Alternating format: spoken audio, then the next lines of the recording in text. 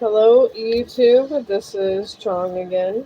I'm reading Bill O'Reilly, Killing the Mob, Chapter 13. I put it on the subtitle, so this way you can keep up with what I'm doing and what I'm not doing, because I be all over the place. All right, here we go. Frank Sinatra sees an old friend in the audience.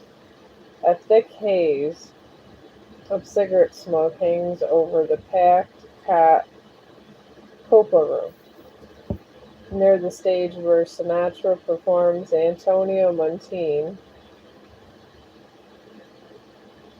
conducts an 18-piece orchestra. Each of 385 audience members is ecstatic, having secured tickets to the hottest show in America. A little more than a decade after Bugsy Siegel's murder, Las Vegas has become the gambling mecca he once prophesied.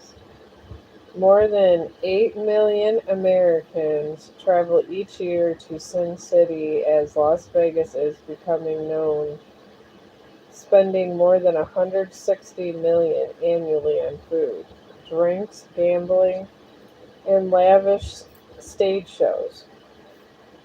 Of course, the mob has a big piece, having divided up control of Sands Flamingo Tropicana Desert Inn and Riviera casinos between Chicago, Detroit, and New York families.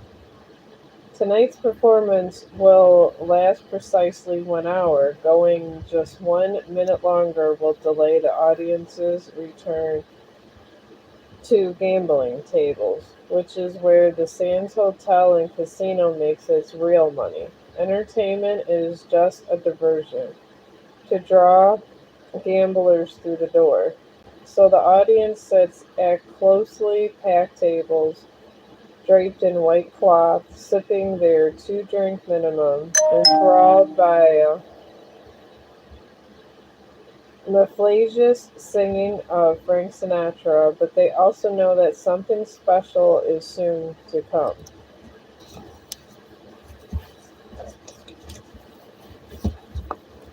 The Summit at the Sands is the act's formal title, but almost everyone in the crowd tonight calls it something else. Rat Pack. Sinatra, now 44 years old, is soon to be joined by friends Dean Martin, Joey Bishop, Peter Lawford, and Sammy Davis.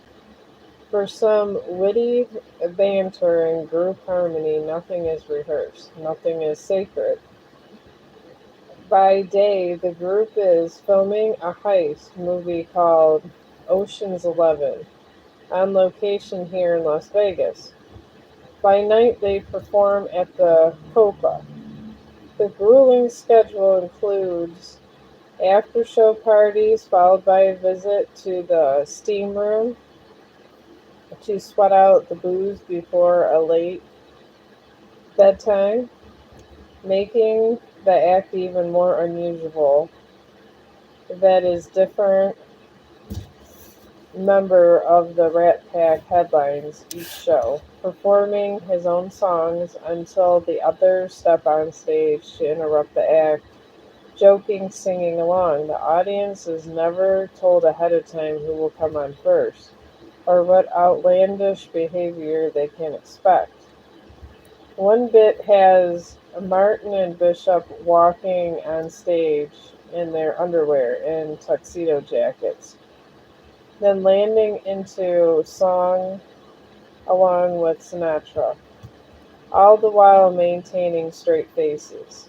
The Rat Pack is so popular that more than 18,000 requests have been made for hotel reservations at the Sands during the 3 week run from January 26th through February 16th. Unfortunately, the resort has just 212 rooms, Many patrons choose to sleep in their cars or even in the hotel lobby. And while the average gambler is unlikely to find lodging at the Sands, Hollywood stars have no such problem. Cary Grant, Kim Novak, Jack Benny, Lucille Ball, and Cole Carter are just a few of the celebrities who make the journey to Las Vegas to see the frantic Rat Pack. But tonight there is another celebrity in the house. Ladies and gentlemen, Sinatra addresses the crowd. A spotlight plays over the room before settling upon a table up front near the stage. Senator John F. Kennedy from the state of Massachusetts, as the audience erupts in applause. Sinatra continues, the next president of the United States. Well, that would have been a great thing to live through. It sounds exciting. Alright. The the perfectly tan Kennedy rises to his feet and takes a bow as the audience gives him a standing ovation. Sinatra announces to the crowd that JFK is an honorary member of the Rat Pack, later even referring to the group as Jack Pack. The spectators help but notice the young brunette sitting next to the senator. Most assume that this is Mrs. Kennedy. They are wrong. With his presidential campaign in full swing, JFK should be in the Pacific Northwest. That's where the candidate will deliver a speech to the Oregon Chamber of Commerce. The day after, this afternoon, the 42-year-old presidential hopeful delivered an earnest talk about the developing West natural resources at a conference in New Mexico in 1 month. Voters in New Hampshire will go to the polls to open the electoral primary season, the first step towards winning the presidency. But his personal plane, Caroline, named after his 2-year-old daughter, takes for journey to Newport, Oregon. Kennedy orders the pilot to alter the flight plan. Frank Sinatra has invited him to Vegas. Promising JFK a good time, the Rat Pack member Sandy Davis Jr. has made his personal car and chauffeur available to Kennedy. Sinatra will provide the girls. We all know he was a swinger. Davis will later say that about JFK. According to Sammy Davis, Sinatra procured an outside girl from Las Vegas to entertain Senator Kennedy. Or so Oregon can wait. There was no goddamn reason for stopping there except fun and games. Blair Clark of CBS News, a college friend of the candidate, and one of the 6 journalists on the flight will long remember. But John Kennedy was an astute politician and knows better than to. I'm just going to get this closer. There we go. Let the public believe he has landed in Las Vegas to play. So earlier tonight, he spoke to 600 local Democrats at the city's convention center, hoping to shore up the organized labor vote, then attended a cocktail party with key local donors, many of whom are connected to the mafia through their roles in the hotel and casino industry. Only then did JFK slip away to the evening's late show. The Sands, in the words of Mafaso, is the hotel for wise guys. Kennedy is careful not to spend the night there. avoiding any overt association with organized crime. But there's no stigma that in visiting the Copper Room to hear Frank Sinatra. The candidate and the singer have known each other for 5 years, except the scene's patriarch Joseph Kennedy is trying to leverage his friendship and hoping Sinatra to use the mafia connections to swing the labor vote towards Jack.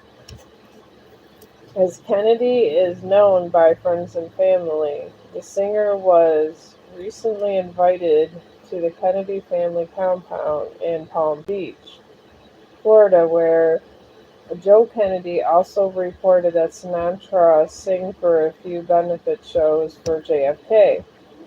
The elder Kennedy even suggested Sinatra record a special theme song. This led to the singer reworking the lyrics of High Hopes, which he had sung in a movie, A Hole in the Head, A Hole in the Head, onto a catchy ditty about Jack Kennedy. Such behind the scenes politicking is a normal part of any presidential campaign, where no detail is too small to overlook. But they are two blazing weaknesses in the Kennedy machine that must be concealed at all costs. The first is Joseph Kennedy's links to organized crime. The other, JFK's rampant adultery, a habit learned from his father. One pivotal aspect of JFK's public persona is that of a dedicated family man. With the New Hampshire primary so close, it is imperative that this facade be maintained. But while Kennedy loves his wife Jackie and dotes on his daughter Caroline, he also looks forward to nights like this where he will share his bed with other women. So as JFK retakes his seat in the Copper Room following Sinatra's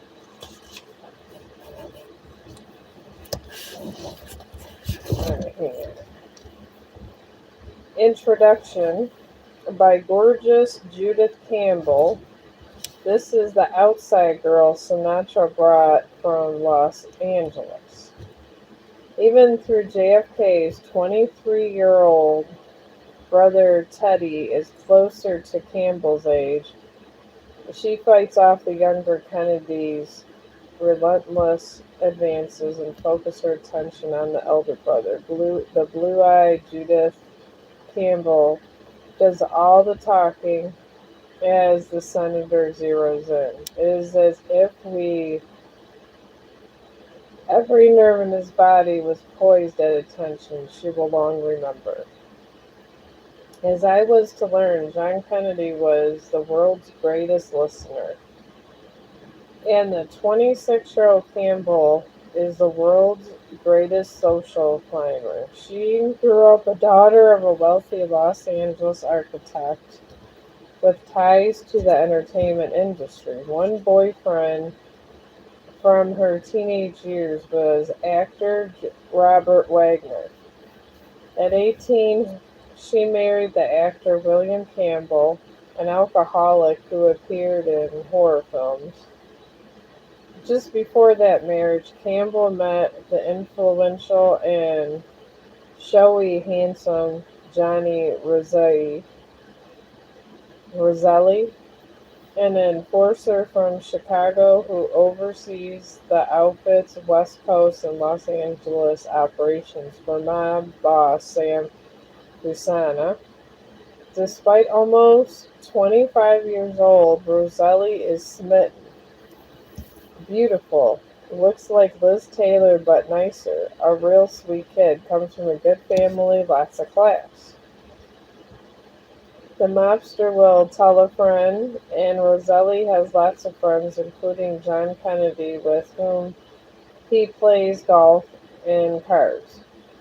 Now divorced with no formal education beyond high school, a monthly alimony payment of $433.33.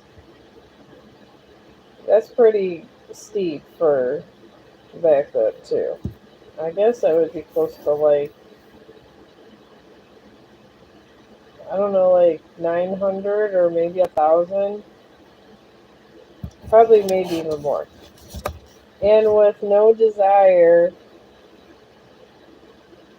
to enter the workforce, Judy Campbell uses her wholesome beauty and intellect to cultivate friendships in the most elite Hollywood circles. This means a steady world of parties, nightclubs, relationships with powerful men. Among these is Roselli. The two have a brief affair, but the mobster chooses to pass Judy to Frank Sinatra, where the close friendship with Sam Busana is second to that of Roselli. Campbell is soon vacationing in Hawaii with Sinatra. Also making that trip is actor Peter Lawford of the Rat Pack and his wife Patricia Kennedy Lawford, JFK's sister. Soon the moody Sinatra and Judy Campbell begin to argue. She decides to fly home early, the relationship seemingly over, but it's that vacation occurred in November 1959. Yet if Judy Campbell is surprised when Sinatra invites her to spend a weekend in Las Vegas, she does not show it. Nor does she suspect that Frank is using her to immigrate himself with JFK, at least not at first. But soon the dynamic becomes quite clear. They seem to have genuine mutual admiration society. Frank was in awe of Jack's background and power. Campbell will later remember, and Jack was mesmerized by Sinatra's swinging life. Indeed, those who meet JFK in his unguarded private monuments, and this Sinatra, hang on.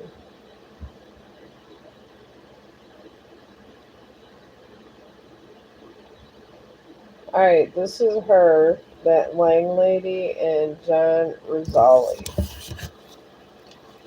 We got a picture.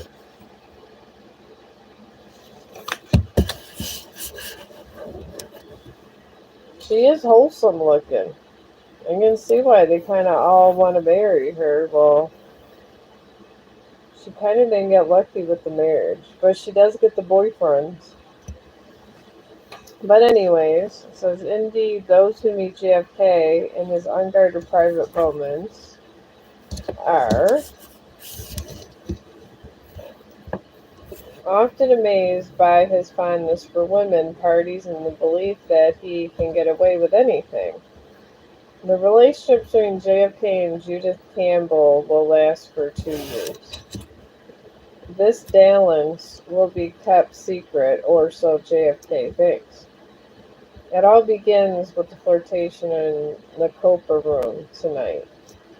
Frank Sinatra's guess has proven correct. Despite the bimbos and showgirls flocking around the table, in the words of newsman Blair Clark, the candidate only has eyes for Campbell. Coincidentally, she bears an amazing resemblance to Kennedy's wife, Jackie. This whole thing is a setup. The mafia knows JFK's weakness for women and means to use Judy Campbell as a source of blackmail if necessary. There is a speculation that Sam Busana himself ordered Campbell to Las Vegas using Sinatra as the go-between. Oh, excuse me. They deliberately fed her to Jack. Actor Brad Dexter, a good friend of Sinatra's, will recall, and Frank was part of it, very serious. I need to get something to drink. Alright.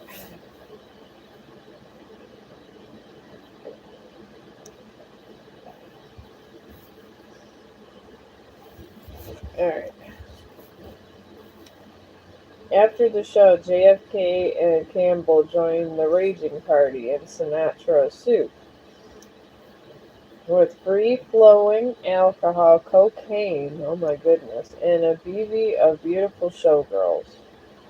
Campbell is popular with most men because she still projects a healthy image of a young, wholesome girl, but at the Sands, she is notorious in the sense that we knew she was and that we could consider her a high-class call girl who could be bought, in the words of one gaming dealer. Kennedy does not know this, nor is he aware that Campbell was procured specially for him. Campbell will later claim Kennedy does not force himself on her this first night, nor does she offer herself in her version of events. They just make conversation. But when you talk to Jack, Campbell will later recall he talked just to you. He was endlessly curious about everything and everybody. He loved gossip. The night he did not want to leave his side. FBI Director J. Edgar Hoover will eventually get a detailed memo of Kennedy's sex activities from Vegas weekend. Oh my goodness. I don't know if this was worth it for this man. But anyways, but Campbell will long state that the candidate does not sleep with her on this occasion.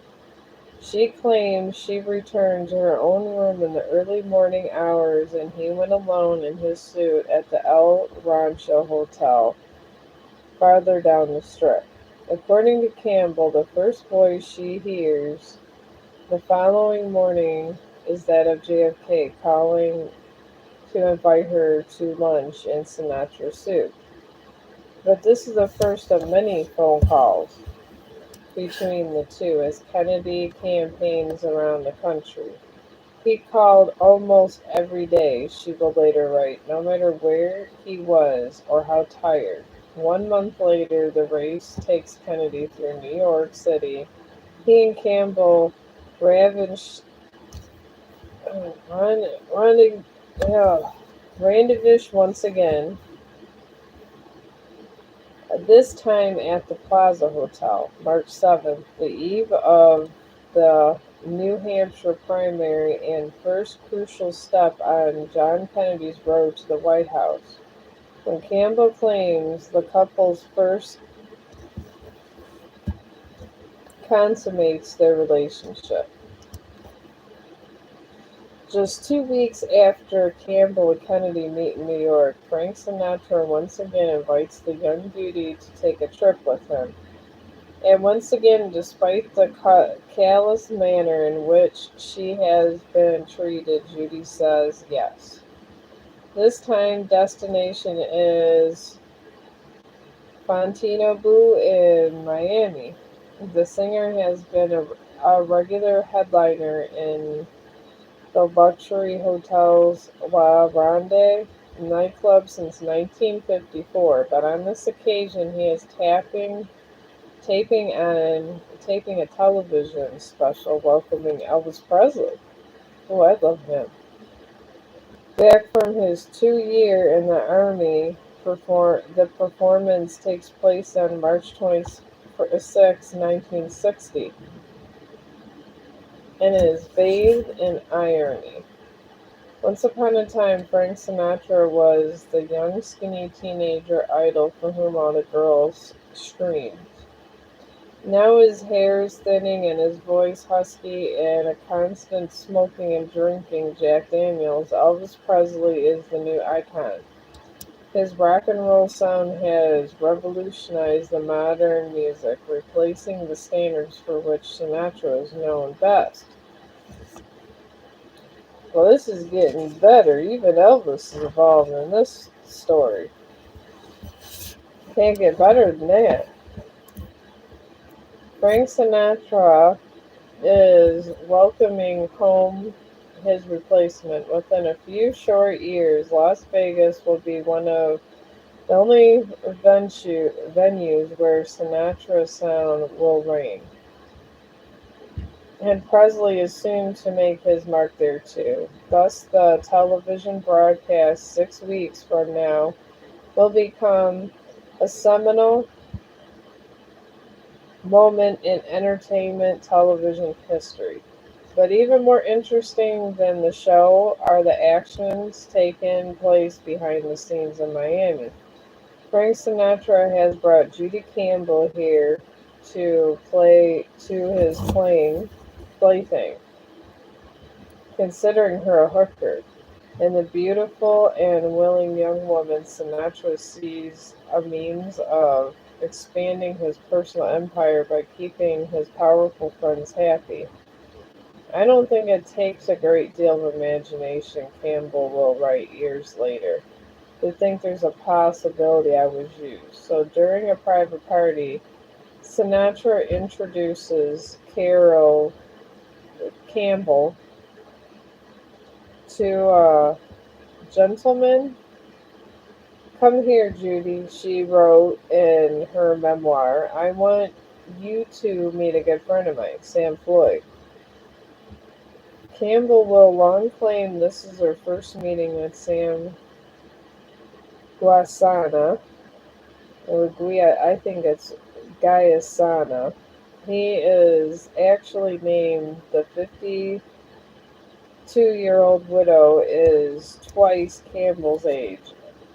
Adore and physically unattractive man, but is tailored sharkskin suit, expensive alligator shoes, silk shirt, and powerful bearing signaling a man of means.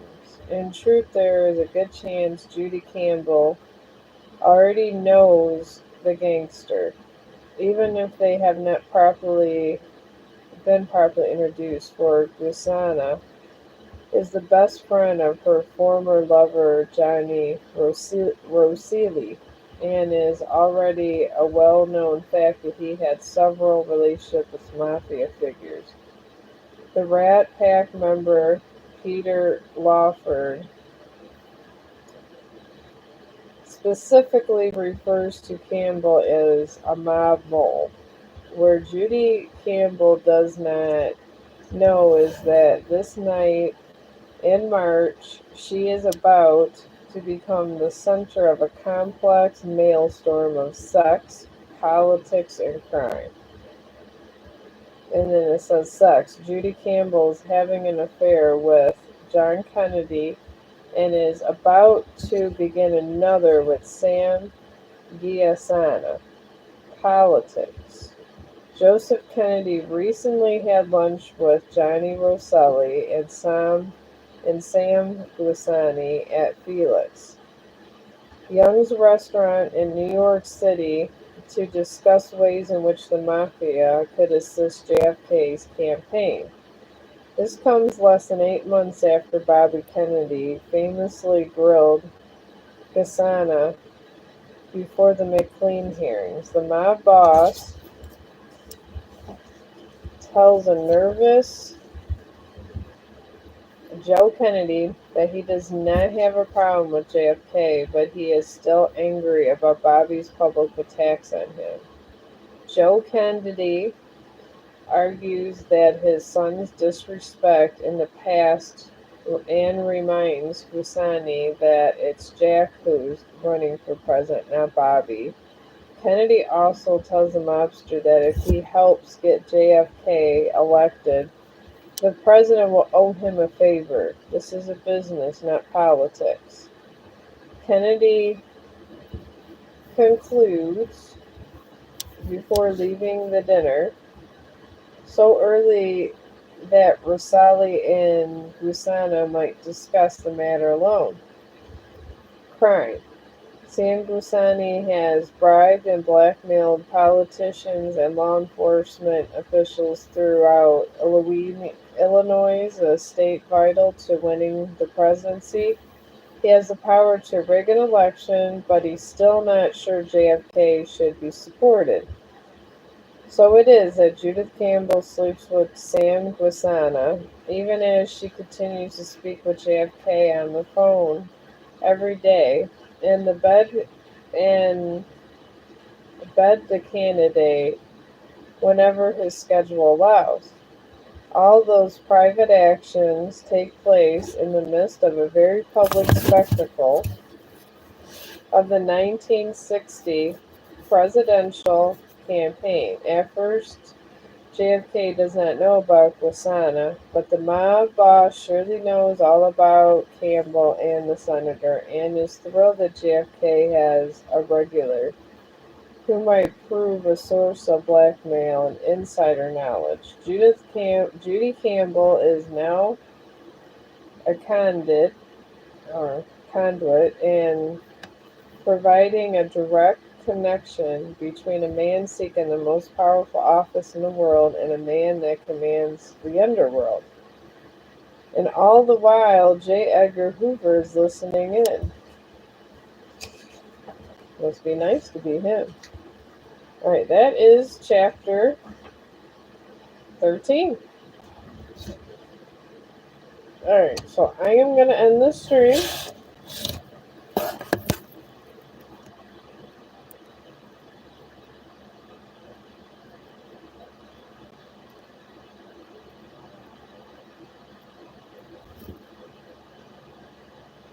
Alright, emoji. Oh, okay. Oh, I didn't know. I didn't know there was games you could play with emojis. But I'm done with chapter 13 of this book, and it is. I will answer that question again. It's Bill O'Reilly and Killing the Mob. I have my other live streams in order. They're on my. I actually have them on a list. All of them. They have their own like little stream things. And I labeled all the streams with the different chapters so I can keep track of everything. So this way you can replay it if you want to listen to the whole chapter, and I'm splitting everything up. So right now I'm going to go take a small break. I'm going to end this, and I'm probably, since I'm awake more, because I had me a long nap and a day off, I'm going to read another chapter probably in a half hour. And thank you for listening. I appreciate your support, and I hope you have a great day.